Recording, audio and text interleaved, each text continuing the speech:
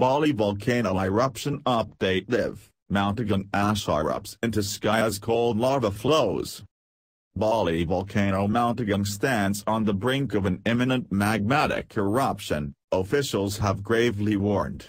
Here are the latest updates on the terrifying Indonesian volcano. Here are the latest updates from the National Disaster Management Agency, BNPB, Magma Indonesia, the Volcanology and Geological Disaster Mitigation Agency, PVMBG, and other official sources. All times GMT. The country's transport ministry said it will extend the closure of Bali's Igusti Ngurah Rai International Airport for a further 24 hours because of ash from the eruption of the island's Mount Agung volcano. A report from local aviation navigation authorities showed that aircraft flight channels are covered with volcanic ash, the ministry said in a statement. Monday, November 27. 9:30 p.m. Volcano strong enough to power small city. Volcanologist Simon Carn said on Twitter the eruption is generating enough power to power a small city. 6 p.m. Significant volume of magma pools to surface. Heat signatures picked up by NASA satellites are pointing towards vast amounts of magma pooling around Mount Agung's summit. Magma Indonesia tweeted, "Tonight, for the first time a thermal anomaly was detected in the crater of Mount Agung by NASA MODIS satellite, about 70 megawatts of power." Source, Miroweb. This indicates that a significant volume of magma had been on the surface. The American satellite is an impressive piece of machinery, constantly scanning Earth's surface for cloud formations, changes in the carbon cycle and sources of heat. 5:30 p.m., thousands refuse to leave Agung danger zone. Despite the growing threat of imminent eruption, many locals refuse to abandon their homes and livestock to flee the volcano. At least 22 villages are currently caught in the expected blast zone, which could affect some 90,000 to 100,000 people. So far only about 40,000 have evacuated from the exclusion zone. The NPB spokesman Sutopo Purwonugroho said, "They feel safe because the area was not damaged during the 1963 eruption. They will evacuate if it is dangerous." 5:20 p.m., 59,000 travelers stranded on Bali as Agung erupts.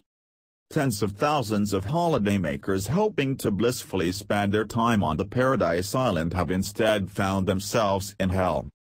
More than 400 flights from Bali's international airport have been cancelled, stranded tourists trying to get back home.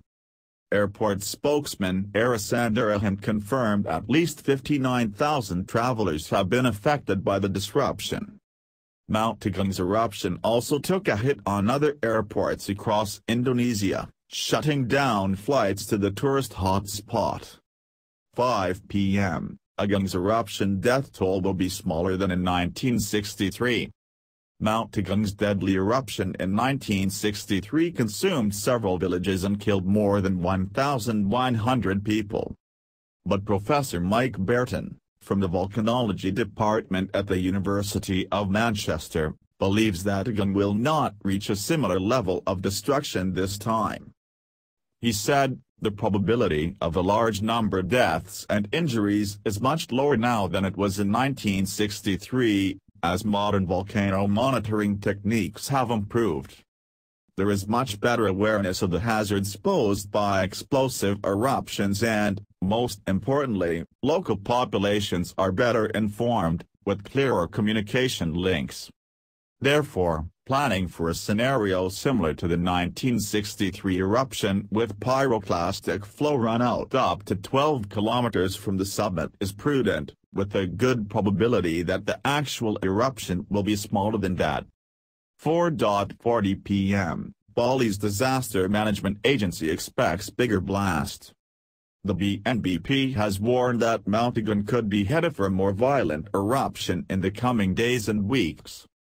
Spokesman Sutopo Purwonugroho said, "There is a high possibility of an eruption that would be bigger than before." He said, A few signs indicate that activity will continue and that yesterday there were a few explosive eruptions.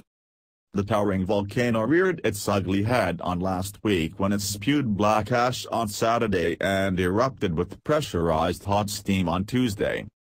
4:20 p.m., deadly lahars could breach the Agung exclusion zone. Hazardous mud flows known as lahars or cold lava have been intensely pouring down the slopes of Mount Agung. Professor Joachim Gottsman, head of volcanology at Bristol University, told Express.co.uk, lahars can perhaps be best described as being similar to very wet concrete. They are devastating because they are fast-moving and erosive due to their volcanic debris load. They can also travel very far. Examples in the Andes report a 400 kilometers run-out distance from the source. Hence populations along rivers which are usually fed from water from a volcano are at risk from lahars even if they are well outside an immediate exclusion zone.